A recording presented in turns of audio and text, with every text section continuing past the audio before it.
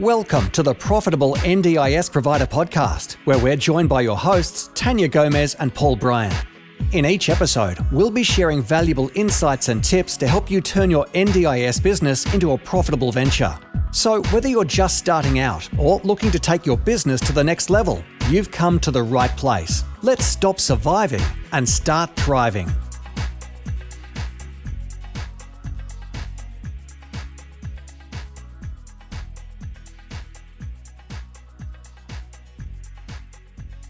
Welcome back to the Profitable NDIS Provider Podcast. I am Paul and I'm here with Tania today. Hey, Paul. How you going? Very well, thank you. Today we're going to talk about clients and getting participants into your business. Yeah, absolutely. I am going to interview you today because this is absolutely your wheelhouse. You are the business coach extraordinaire who helps people grow, start and scale their businesses. And I'm really excited about this episode because I recently started a new business and I'm also in the phase of how do I create clients. So I'm really excited to hear from you and see what I can learn from you in this area as well. Awesome. I think we're going to have some fun. I like to keep coaching fun. I like to keep business fun. So let's get started. Absolutely. All right. So I really want to talk about the difference between creating clients versus getting clients because one of the first things that I really hear a lot from people is how do I get clients? And this is not a thing of like going down to the supermarket and selecting which ones you want and getting them, right? And people treat it like that when you're like, the idea of, just starting your business and then paying for advertising. So you're going out and paying for clients, so you're getting clients, and it just doesn't work that way. In fact, one of the main things that people don't realize is that there are such a wide variety of, participants in the NDIS. Where do you stand out? And so if you can create a level of, expertise where you provide what people need, you're not going to provide different services that you're not capable of or equipped to do or qualified to do. But no doubt you probably started your business because you had a particular type of client in mind that you wanted to help. Maybe you started with a family member or someone you've worked with previously. And how do you actually provide services for them? So that's where I like the idea of creating clients, finding out what people really need and where you actually help people the most. I think the word creating clients for me also taps into that abundance mentality in many ways as well, right? That there are more than enough clients for everyone. And it's not that everyone's already taken, and it's not that you need to be in this fierce competition with other people. It is that you create and attract clients who are meant to find you and want to work with you. Yeah. And I know that's something that I've been really conscious of is that I don't want 100 clients. I want the clients who want to work with someone like me, and I want to be really authentic in my marketing around who I am and what I do, but more importantly, what I don't do, so that I'm only attracting people to that need what I have to sell and need my skill set so that I'm complementing them. I know really clearly what my skill set is and I want to offer this specific product or offering or service to this specific person or type of person. And that makes it really clear for me on how I need to create these clients, where I need to go to get my message in front of those clients. And then if other people come along that want something else, I'm really guilty in the past of, trying to say yes to everyone because I don't want to let people down. And then I don't do a great job in those other things, or it doesn't fit well with me because it's not the thing that I'm that passionate about that I can do really well. So for me, I love when you say creating clients versus getting clients because getting sounds transactional and creating sounds like it is attracting the people who are meant for you. Absolutely. So it's one of those things that I really find that, people put out, like let's take something that probably most of our listeners have done, started your business and put up posts on social media. Yes. Right? I think just about everybody has spent way too long on Canva making a really nice post and deciding over the words and everything will be on there. And they put these posts out and then put them into groups. They put them on their business page. And it's like, here I am for the world to see, but the world's not really seeing you. In fact, it's the idea, I don't know if you've read the idea of the red ocean versus the blue ocean strategy, where so many people are operating in a red ocean where it's just everybody is vying for the same people. They're all trying to jump into the same massive pool, but nobody's offering any different. But when you look at a blue ocean strategy, you're really thinking about, where do I stand out and what market am I really serving? And so when you just have the idea of, I'm going to put out some social media posts and someone will see it and I'll end up with some clients, that's a getting mentality. Whereas in the creating mentality, you're really looking at, what value can I provide to people up front? How can I help someone even get a result at the start? And, I talk to a few of my clients in my groups, and it's really about, if you're there to help and to get people engaged and to help people on their journey, then that's part of what you do naturally. It's about how you connect with other businesses. It's about how you connect with, participants. It's how you connect when you're just networking in the community, and it helps you really understand that your ideal client, for lack of a better term, is someone that you can serve at 110% and enjoy it for a long time. One of the things I like to make sure people really understand is how important it is to know your fit in the market, where you stand out. And I know you've probably been through this, as you were saying, having those ideas of who you can serve and who you won't serve, right? And so I often like to ask the one client scenario. If you could only have one client for your entire business, who would that ideal client be? Yeah. What needs do they have? How are you serving them? Even down to, what sort of demographics and psychographics are we looking at? Locations, age, all those sort of things, and then their wants, dreams, and desires. If you actually have a picture of that ideal client, then it gives you a much better idea of that group of people that you're trying to connect with, and really understanding where you sit in the market and how you help them. And so what are some examples of that with the NDIS providers you work with? What are some examples of how people have been able to figure out the community that they want to serve? Yeah, absolutely. So I worked with a fantastic guy in Sydney who started in the industry from nothing, but having worked with a family member. And he said, I really love working with my family member who's a participant, and I'd like to do this on a larger scale. And but he just, I don't know where I really fit. There's so many people doing so much stuff, and he'd sort of put out the generic Facebook posts and that sort of thing. And when we actually had a conversation, it realized that he really just liked hanging out and doing boy stuff. Yeah. And what he did was actually created a boys program, and they do things like they play basketball, they do video games. They go out fishing. They've got like Scalatrix sets in there. There's just not enough men in the NDIS as well, right? That's right. I think that is such a great opportunity of having a look at where is the gaps as well. It's almost a gap analysis of where can I fit? Where can I add value? Where do I serve? In a gap. And if you can align those two, then you've got your market and your passion, and you've got them aligned. And not only have you found your perfect client, but you've created a really a business that is fulfilling for you.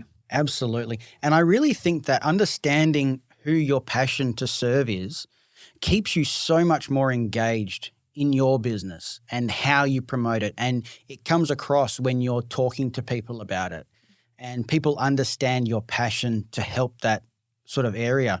I have an example as well. Yeah. I have a client who I audited a long time ago, maybe 2019, and it was this older lady, and she was a counsellor by background and then became a solicitor. Maybe it was the other way around, a solicitor and then a counsellor. She did mediation and then became a counsellor.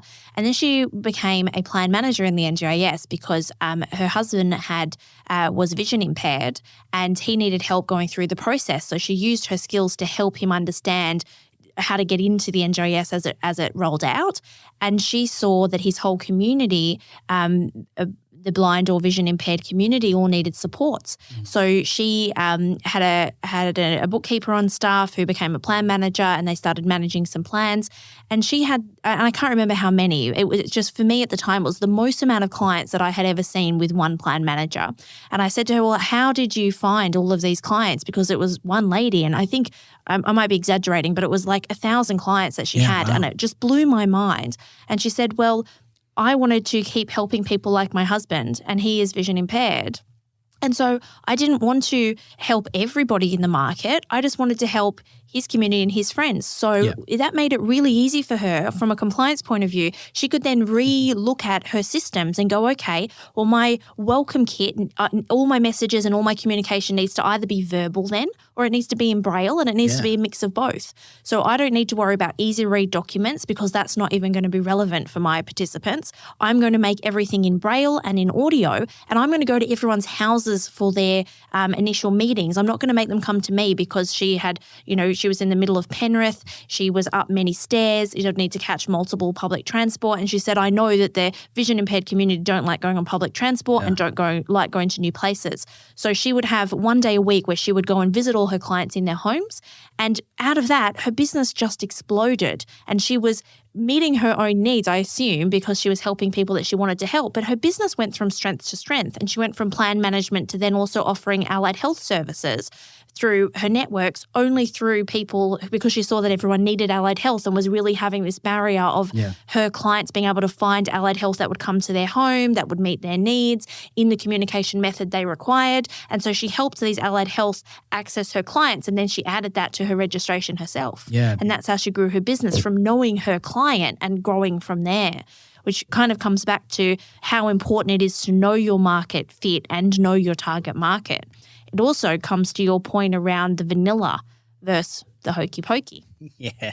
Look, it's one of those things. I'll be honest, I am a bit of an ice cream fiend. I love ice cream. But if I'm looking for ice cream, I'm not looking for vanilla. If I have a choice between 31 flavors, I'll be choosing the hokey pokey, right? And so, but that's the thing, is so many providers are offering vanilla. Yes. They're offering 37 different services to, 7 to 65. And, they say, if I cast a wider net, I'm likely to get, more fish. Yeah. But that's just not the case. In fact, it just means that you're competing against about 90% of the market, right? And have no messaging, no USP, no. And look, again, from my perspective, it brings it back to, from a compliance perspective as well, managing 36 registration groups and all of that complexity just adds complexity and cost and headaches that don't need to be there. If I was that plan manager that was dealing, I know I've got 2 registration groups and that serves 80% of what I do. Yeah. The client that you said, if he's doing boys groups, that's one area of registration, and then you can really make sure that you're getting a return on investment on all of that compliance as well. Exactly. On everything that you do, return on investment on your marketing, return on investment on your quality, return on investment on everything you do in your business, rather than this vanilla approach or this spread out approach that I'm going to be everyone to everybody and do everything. Look, I'm going to say something that might make some people upset a little bit here, all right, which, when you're trying to promote things is difficult. But if I hear another time that we treat our clients like family is your headline for how you treat participants, I'm sorry, but you are in the middle of a swamp of all the other providers who all say the same thing. Yeah, generic messaging. Generic messaging is always going to leave you at the bottom of the pile. The more specific, not about you, but the more specific about the people that you help. Yes. is always going to make you stand out. Yes. And I'm a special needs teacher by background, and I loved working with children with cerebral palsy. That's where I started, with children with cerebral palsy. And then I ran groups, and I also had children with autism in my early intervention groups. And I really see that autism and children, is my passion. So I just gravitate there. But I love when I see a provider who is really clear that they work with children from birth to 5 years old, supporting language development, and then you can wrap your services around it and be really clear.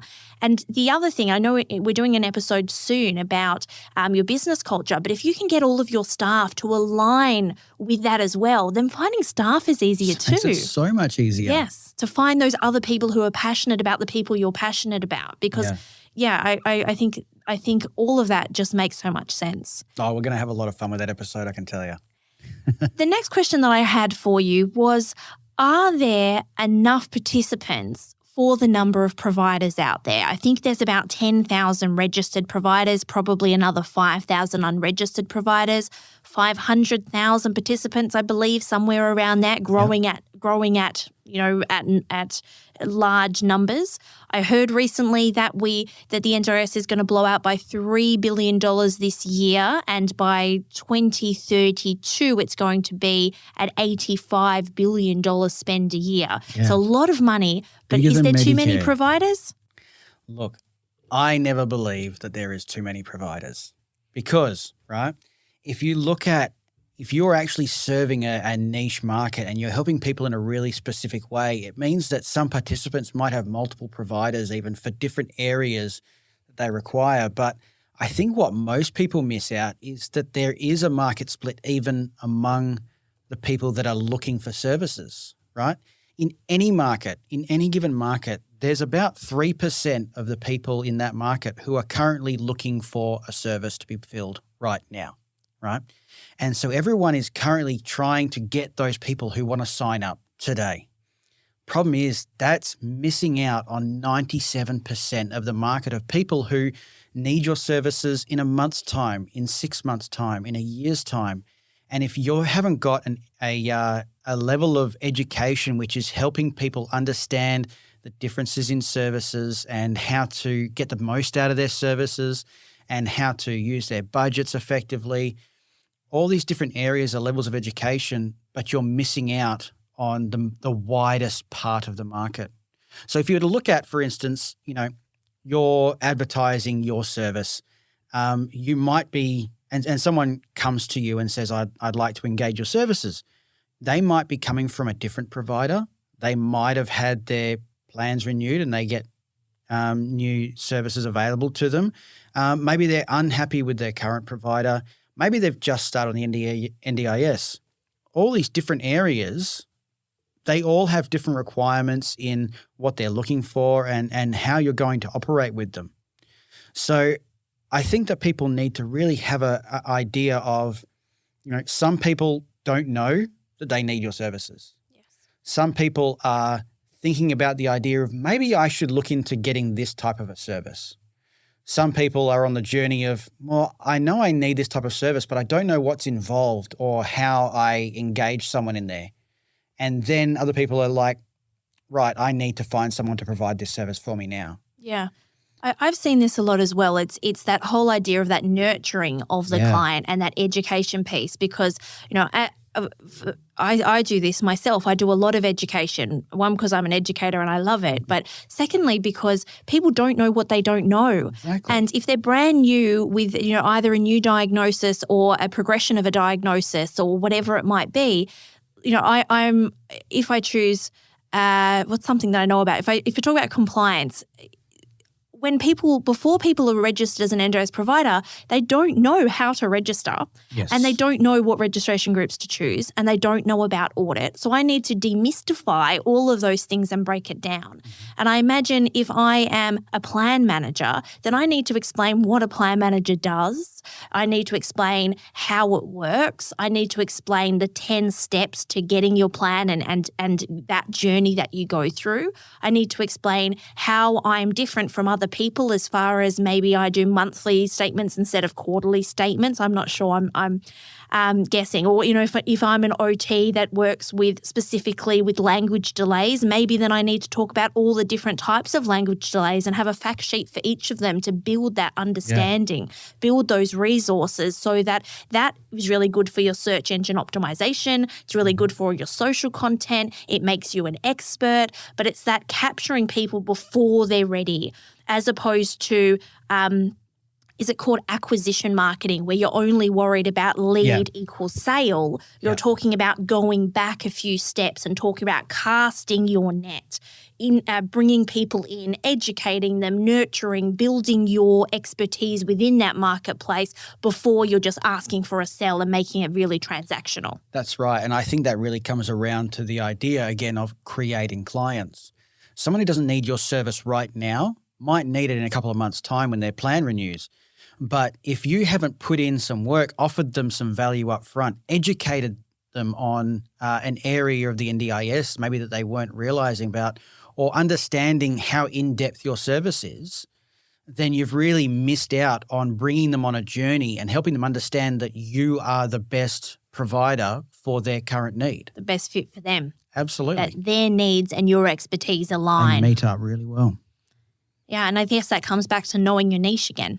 Absolutely. Really knowing your niche, understanding who you serve and how you serve them. Absolutely. I think we're going to make that a drinking game. Every time we say absolutely. We seem to say it a lot because we're really excited and I think we're both really aligned around what we're talking about. So what should a provider do to grow their business? Well, I think that there's a lot of things involved in it. It's not just about your marketing. It's not just about compliance. It's not just about knowing your niche. It's really understanding a holistic idea of what your business is, how it helps people, what you need to have in place. So you really need a bit of a system for every area of your business. And it doesn't mean a computer program. It means a pattern that you follow that you're going to go through each of these things, right? For instance, what is our process for educating participants on what we do and how we help them. Yes. Right. Are you using social media? Are you starting a podcast? Yes. Are you, I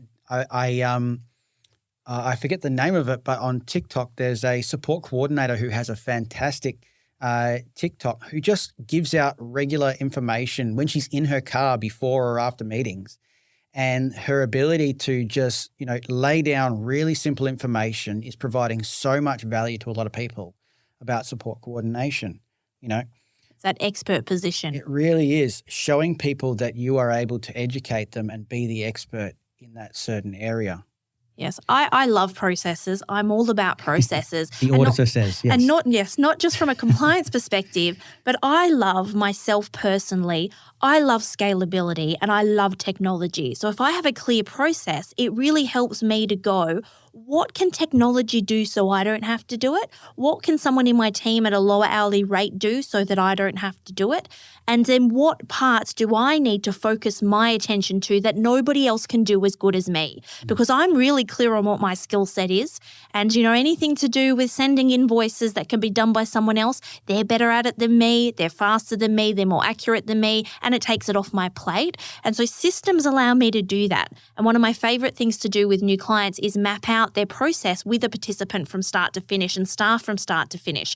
But what you're kind of talking about is going one level above what I do and talking about let's map out your prospective client journey. What are all the touch points where they're going to hear about you? How are you going to get that inside your niche? How are you going to raise your profile, have your expert position out there? And what are you going to do time and time again? Are you going to use something like a system of some description? I use ClickUp myself, but I've used Monday in the past or many other systems. And when someone fills out a form on my website, it goes in there and then it goes to me to look at. And then there's, an email that gets sent out and I build out those automations so that the heavy lifting is done. And you can look at that and I guess create that sales funnel type of thing of, at the top you're collecting a lot of clients' information and then slowly you're doing conversion over a period of time.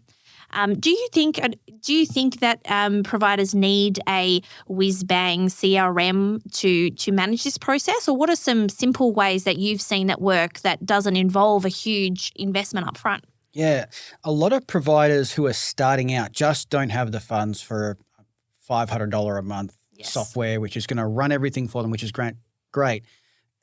Just on that, you do need to get to a point that you do have that, because $500 a month is cheaper than a few $1,000s a month employing someone to do it all manually for you. Yes. But when you're starting out, I've actually got a template of a spreadsheet that we use in our group that just keeps people's details in one place. It connects to Google Drive, even using a Trello board, just to make sure that you have a system that you can follow through, where you know where people are at, people are going to in your process, not necessarily just clients, even people that you're connecting with and moving through the process of your business. And then when they do become clients, that you actually have a process for maintaining documentation, knowing when reviews are coming up, when should your next meeting be. It really is as simple as Google Sheets, Google Calendar, Google Drive. Like, just really that simple. They're all free, but you can actually develop some really good systems in place to make sure that you've got a process whereby you are offering value, connecting with people, and they are staying in your process so that you can follow up and continue to offer value. And when they're ready to connect with you, you're there and you've been the helpful person as well. Giving them all that information along Absolutely. their journey, not just transactionally trying to sign them up the first time you speak to them. 100%. Offering value, I think, is what this is all about, isn't it? It's offering value before you expect anything in return. Correct. And so I almost said absolutely then. So, for instance, let's take this really a little bit meta here. Right now, we're currently doing a podcast, which is helping providers to understand their position, to know what to look at in their business, and we're not asking for anything in return for this. So this is a level of us saying, you know what, here's some information which is really going to help you. Here's some things that you can put in place in your business over the next little while. And this is helping you guys understand that there's things you need to do. And maybe you're being enlightened over the last few episodes, and definitely over the next few episodes to come, about things you may not even have a thought about. So I hope that, people are listening to this and really taking stock of where they're at and what they're missing out on, because a lot of people are doing the things that aren't growing their business, like third or fourth iteration of their logo. Yes. Redeveloping their website for the 6th time. Yes. I'm guilty of doing those things too. We did talk as well around, as far as growing your business goes, around this idea of pre-making decisions. Why don't we talk about that? Yeah. So I have a system that I use for deciding whether or not I should do something, and it's along the lines of non-negotiables. So I have non-negotiables in my life and in my business. For instance, if I just look at who I'm going to work with, that's sort of one area. I do work with people who are generous, who like to learn. I do work with people who who are teachable, right? I don't work with people who are stingy with their services. I don't work with people. I actually have a list of comments that if someone opens a conversation with me, they're already on the back foot, right? And, I don't work with people who, are always trying to screw down the numbers of who they're working with and what's happening, because it means that I don't make rash decisions. And it means that if I'm pre-making these decisions, yes, I'll work with these people. No, I won't work with these people. It makes it a lot faster for me to move where I want to go. It means that I will invest in X, but I will not invest in Y. And it means that I don't have to worry about a lot of the things along the way that can really distract you from where you want to head. Yes. I think for me that really sounds like you're really clear on your values, as well as being really clear on who you want to work with. You're clear on your values and the people you want to work with. And And I think that's really important. It took me quite a long time to be clear on my values and clear on the values for my organizations. But when I went through the process, so in Strawberry Solutions, my e-learning business, and previously in Provider Plus, my NDIS registration business, we went through the process of engaging a scaling up coach, which is a specific methodology to take your business from X to X. And it's supposed to double your revenue within a short period of time. And look, it worked really well. But the first step in that was one, creating your vision for the future and what they call your BHAG, your big, hairy, audacious goal. And then from that, you create what your values are. And from your values, you're really clear on what can you do the best in the world, who do you want to work with, and then by talking about your values within your organization, you help attract other people to your organization who might not, I think if we're only going to hire people like us, that's a risk, because then you have other people who have other skills that you don't have. So I don't want to hire in my business only people who are compliance people like me, because I also need people who are great at marketing who are different than me. Yeah. But if we all align around those values and our clients align around those values, then our whole ecosystem operates like we do. And we're living in this world that fulfills us from every angle, from every part of our lives. Yeah. And really, I think you hit the nail on the head there. Really knowing where you're going. What's that big goal you're heading towards is really important. So next, I think we should be talking about how does an NDIS provider find their first ever client? Because this is a question that I get asked as soon as I get people through registration. Now, how can you help me get my first client? Look, first client, most people say is often the hardest one. Yes. I have spoken to a few people who have, like, for instance, started with a client because maybe they've been asked to get started or something like that. But even that first client that you have to promote for, the first client that you have to advertise for. You've got to put yourself out of your comfort zone. You've got to put yourself out there, right? It really does come down to that. Being out of your comfort zone, making sure that you actually are out offering value up front to people, and if I can say, face-to-face, right? So actually understanding, first of all, that idea of who I want to serve, how I'm going to serve them, having that really clear.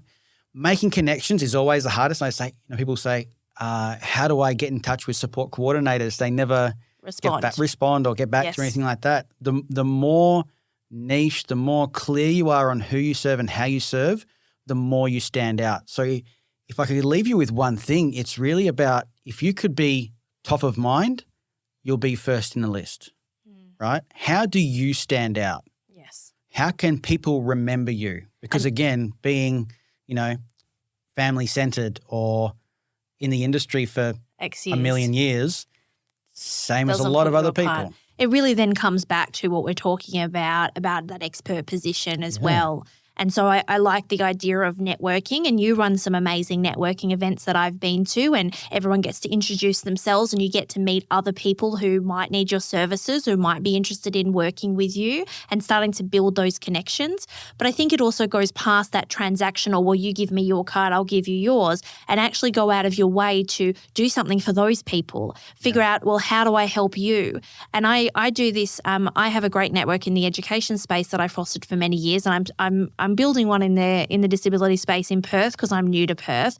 But I find that I'm constantly trying to give more and let people know that this is where my expertise lies. This is what I can and can't help you with. And I probably do spend a lot more time speaking to people in the first instance, rather than previously at other businesses, they would need to pay for a consult with me before they could ask me a question. Well, now I do things like the Ask Me Anything every Friday for free, where people can ask me questions for free.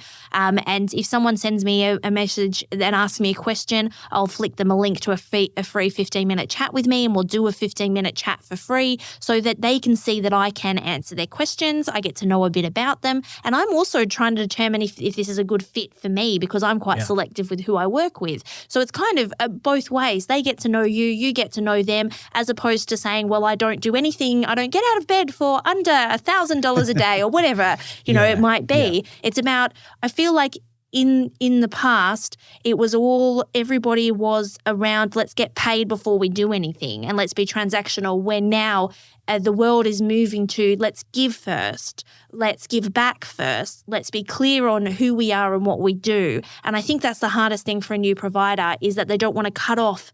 They don't want to niche. They don't want to help one client, because by helping one client, they're saying no to 10 clients. Is that a mindset thing? Absolutely. It really makes you stand out if you have a tighter niche of who you help and how you help them. So making sure that you have a tighter niche helps you stand out as like a hero in that sort of a space, right? And as we said before, if you are marketing to the whole NDIS, everyone there, you're drowning in a sea of people that are all doing the same thing. So the more you stand out, the more you sort of sit above the crowd in that special area, the easier it actually is to connect with that ideal client, because it means you're offering value to that person and they can see you, they can see the value that you're offering, you're educating them and taking them on a path. And I think why that works is because we're all just human, and we all, more than anything, want to connect with people like us, and we want to be sure that the people we're engaging we can trust. Yes. And all of that behavior builds trust. Coming from my early childhood background again, I was always taught that there's 3 things you need to do to build trust with a human, and that is be predictable, consistent, and reliable. And if you can be predictable, so people can predict your behaviors, you're consistently there. And that way they know how to anticipate your behaviors, and that builds trusts. So I'm constantly trying to figure out, how am I predictable, consistent, and reliable? And I want to be and show up as that person all the time. And I think that sometimes people forget how important trust is. And when I was a nanny, or when I was a preschool teacher, parents are giving you their most valuable things in the world, their children to look after.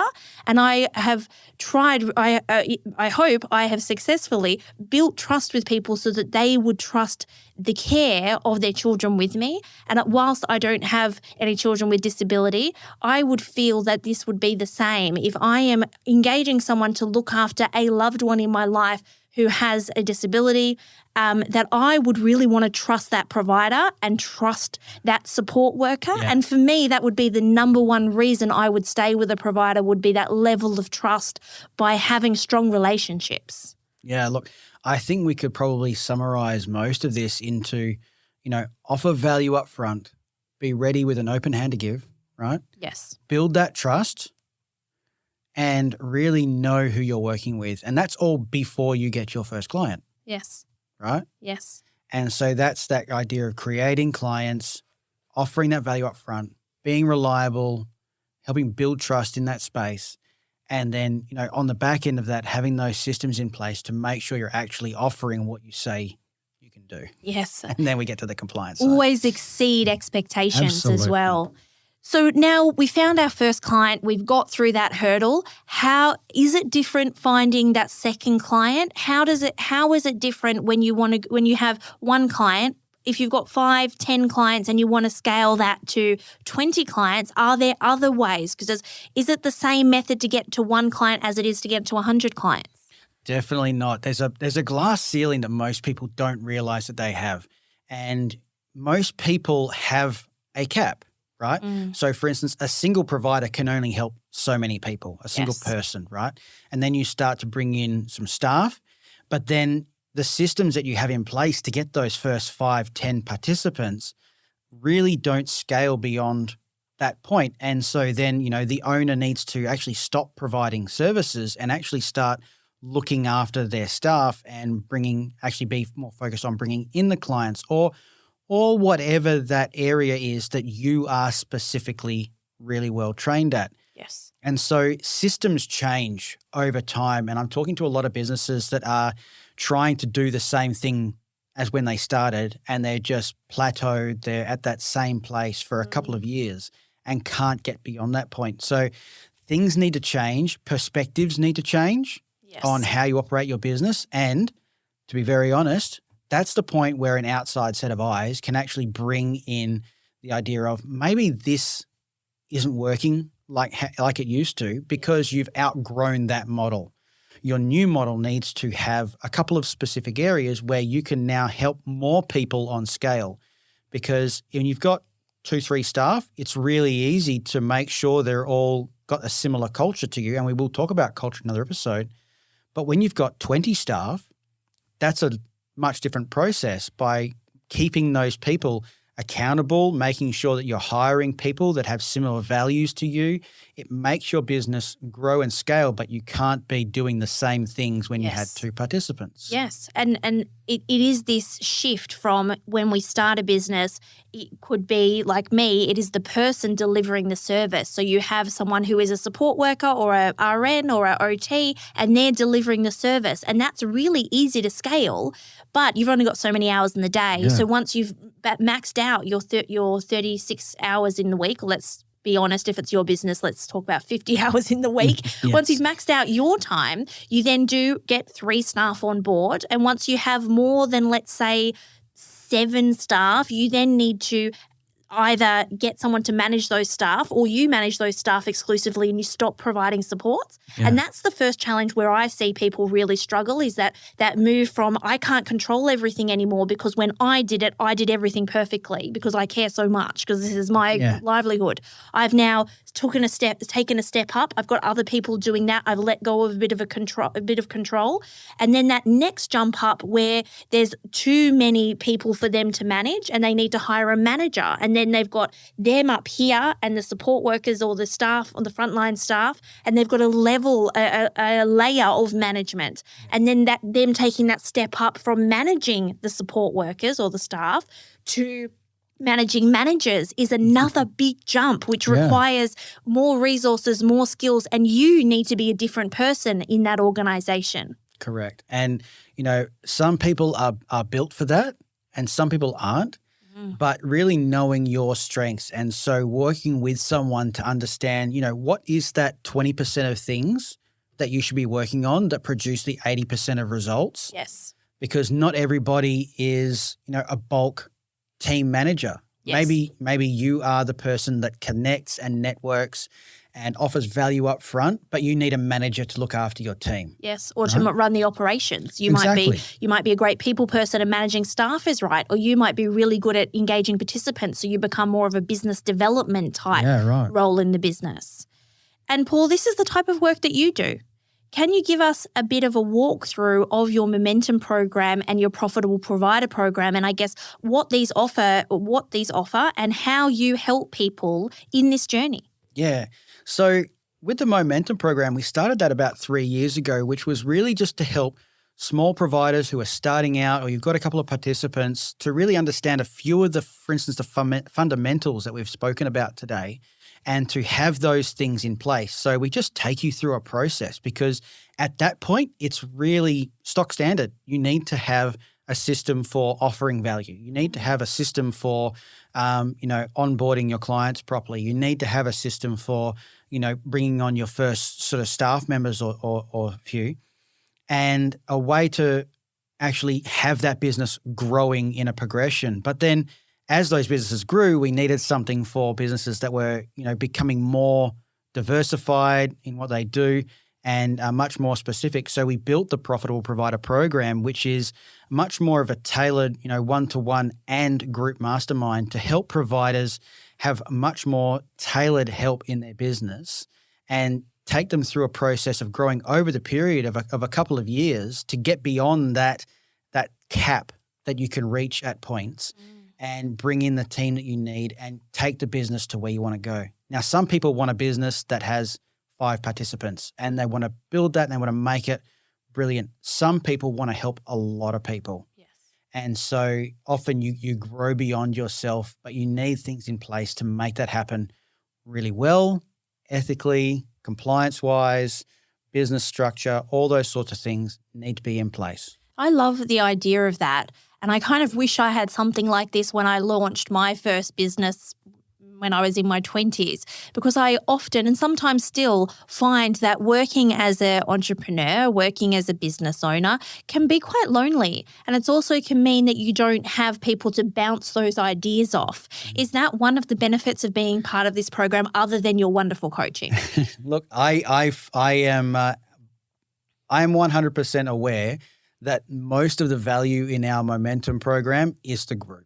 Yes. Because being in a small group of people who are all on the same journey as you, who all, carry the same values of, helping people and building a really sustainable business, it means that when you ask a question, you get valuable feedback, not 47 people condemning you for asking the question and 50 other people telling you the wrong information. It's a place where we really nurture education. Yes, right. And it's really having those people around you. I love the idea of a mastermind. One person can solve one problem in X amount of time.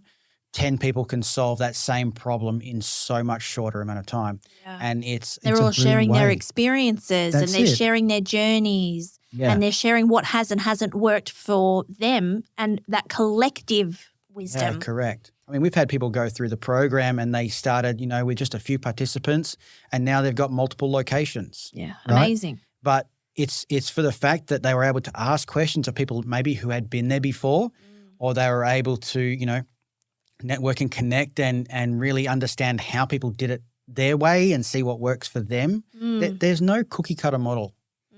And so really understanding how you work and having that feedback is just a massive, massive amount of value. And so if our listeners want to know more about your programs, how can they find out more? Absolutely. Well, they can DM us through our LinkedIn and Facebook pages, or they can contact me at paul@actionandintent.com.au. And is there a website? There absolutely is a website, and that is actionandintent.com.au. Thanks, Paul.